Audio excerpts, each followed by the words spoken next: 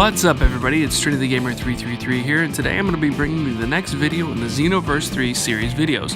And for those of you that don't know, this is a series of videos in which we talk about new ideas and implementations to add into the next installment of the Xenoverse franchise. And today we're going to be talking about Part 7, Map/Map Destruction, Subpart 7, Navigation of the Terrain. So without further ado, let's begin. So first we'll look at the Flatlands idea.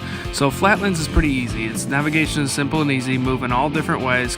Combat is not upheld from any cliffs or anything. Certain maps are considered Flatlands, including some tournament stages. So, something similar like the Plains or just the simple World Tournament stage are considered Flatlands. You move in any direction. There's no collisions with anything really possible. It's still destroyable, not the World Tournament stage, but the regular like Plains and stuff is still destroyable, but the movement is very free and open. Next we'll go to mountains and cliffs. Navigation involves collision with cliffs and mountains. Combat can be changed due to hitting a cliff or mountainside. So whenever you come into contact with a mountain or a cliffside, you collide with it, and it actually can cause it to either break apart or you just smash into it, and it can actually change the whole dynamic of battle. Can move in any direction, but will collide with cliffs and mountains, etc. So if you're flying or moving around, and it's the same as just normal games, you collide with the mountains or the cliffs. You don't just phase through them, or you don't just blow through them or anything. I think that the mountains and terrain should be pretty strong compared to that. Many maps can have mountains and or cliffs in them, so there'll be many different maps that'll have different mountains or cliffs within them, including the generic mountain range. Alright, so now let's go to sea and water-based maps. Navigation has slow moving effects in water. Navigation has collision with any cliffs that go to water. And when going through water, you'll be slowed by 10% movement speed. So I think when you go through the water and you fly through it, kind of like a normal human, you should be slowed a little bit. I mean, obviously not significantly, but a little bit within the water. So slow it by 10% movement speed just to make it a little bit more realistic.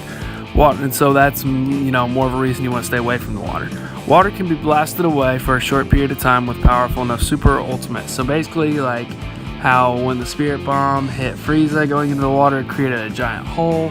Or when Goku has split apart the sea with the Kamehameha, something similar to that effect. I think the water should be blown away, and it would create what would be considered flatlands under the water.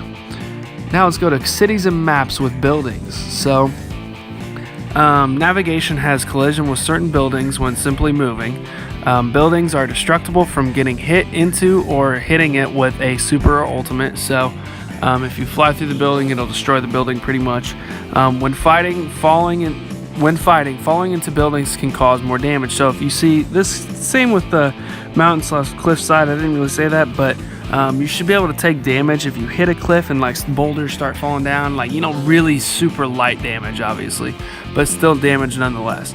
Buildings fall slowly and can change the heat of battle with dust and debris effects. So when a building is falling, I think that it should slowly fall or slowly get destroyed to where the point, it kind of messes with the vision of the fighters, and the dust and debris kind of messes with the vision as well. So it kind of changes the whole dynamic of battle. That'd be kind of cool. And you can use that as a tactical advantage to get one up on somebody. Next, destroyed maps and craters/holes. When craters and holes are created, you can fly into the lower points of the craters and somewhat into the deep holes. So kind of like in Ultimate Tenkaichi. When you had those deep holes that were created from the massive attacks, you should be able to fly down in them somewhat. Obviously not all the way to the bottom, because that would be almost a whole nother map itself. Then with craters, you should be able to fly around them, and all that stuff, if they're low enough, or if they're above ground enough and stuff like that. When a map is destroyed, it completely can change the navigation. You cannot fly through the lava, so if there's any lava on the map, you can't go into that like you could water. I still don't want to see that, somebody flying through lava.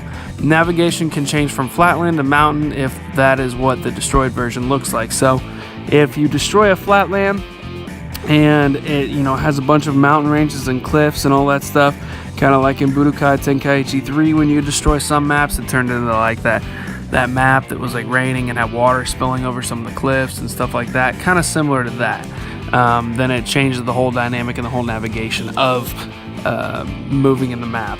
And I hope you guys enjoyed this video, and if you did, go ahead and subscribe to me at TrinityGamer333. Leave a like and a comment, and the next video is going to be Part 8 gameplay, Sub Part 1, the overview.